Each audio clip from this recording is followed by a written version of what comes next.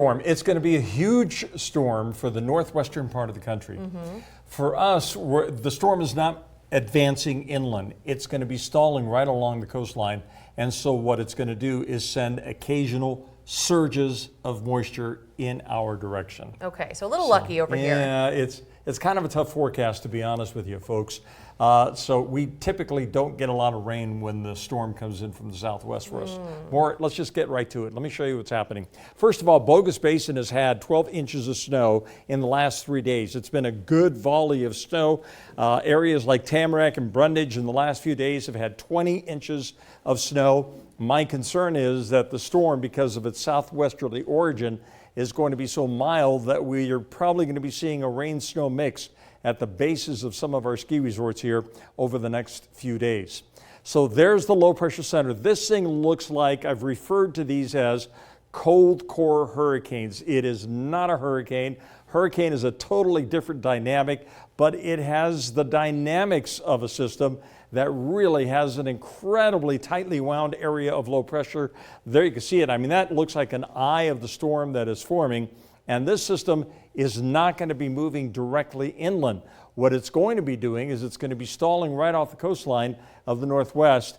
But look at all of the watches and warnings that are in effect. Too many to label, but this area that you see right here, that is for a hurricane wind warning for winds in excess of 64, 73 miles per hour along the coastline there of Washington and Oregon. Winter storm warnings in effect for the southern Cascades, winter weather advisory for the central and northern Cascades, and then blizzard warnings in effect for the Seattle mountains there, and a winter weather advisory is in effect for our mountains here north of the Treasure Valley.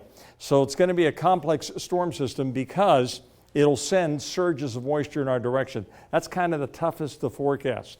Occasional rain and or snow chance tomorrow.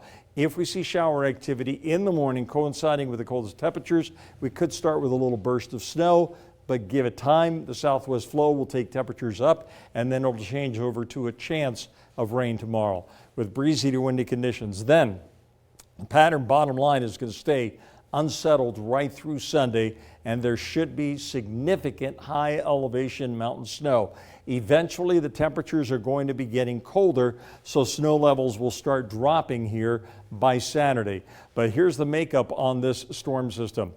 Very intense system, but it's going to be, again, meandering just a little bit to the north. So we'll say that the storm, for the most part, is going to be stalling. So it's going to be pounding the coastline between Northern California, Oregon, and Washington, and British Columbia.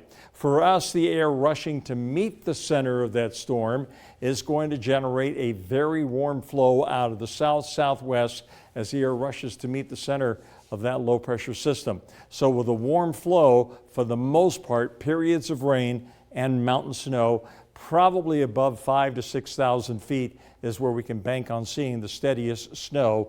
And here's the futurecast. Let me show you what I'm talking about. So tomorrow morning, bright and early, there may be a little burst of snow moving through the valley, but watch how this computer model just doesn't want to generate a lot of precipitation for us here in the valley.